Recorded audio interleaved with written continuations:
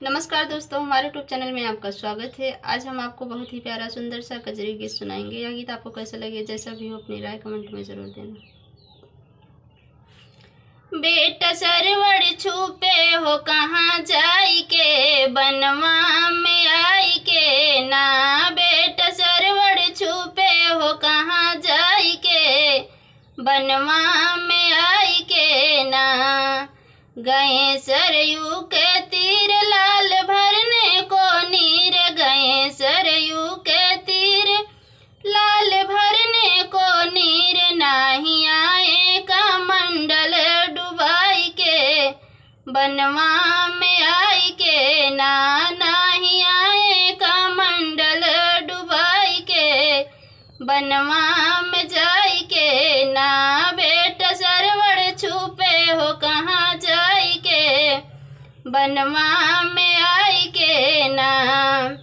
बेटा सरवड़ जल्दी आओ, पानी मुझको पिलाओ। बेटा सरवड़ जल्दी आओ, पानी मुझको पिलाओ। नहीं जाती है जान तड़फड़ाई के, बनवा में आई के ना। नहीं जाती है जान तड़फड़ाई के, बनवा में आई के ना। बेटा सरवड़ छुपे हो कहाँ जाई के, बनवा में आई के ना। समझ मृग की जान मारा दशरथ ने प्राण, समझ मृग की जान मारा दशरथ ने प्राण। गिरे धरती पे सरवड़ मुरझाई के, बनवा में जाई के ना। गिरे धरती पे सरवड़ मुरझाई के,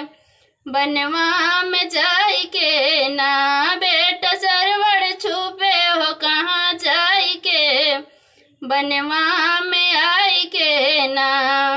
राम नाम की आवाज सुन के बदला मिजाज, राम नाम की आवाज सुन के बदला मिजाज। गए दशरथ तुरंत वहाँ जाई के, बनवा में आई के ना। गए दशरथ तुरंत वहाँ जाई के, बनवा में आई के ना।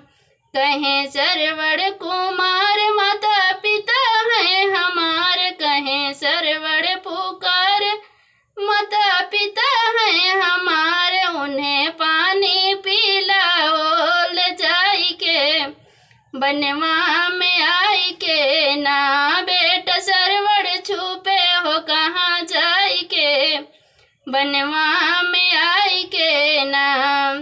अंधी अंधा के पास गए हो के निराश, अंधी अंधा के पास गए हो के निराश। कहीं आपन कसूर समझाई के, बनवा में जाई के ना। कहीं आपन कसूर समझाई के, बनवा में आई के ना। बेटा सरवड़ छुपे हो कहाँ जाई के, बनवा में आई के ना।